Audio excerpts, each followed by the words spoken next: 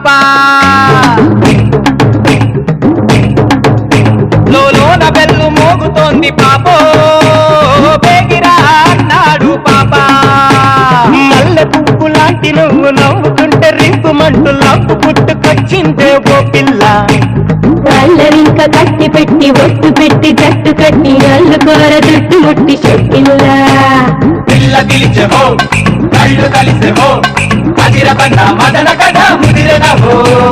పిల్ల పిలిచెవో కళ్ళు కలిసెవో అదిరబండ మదన కథ ముదిరనవో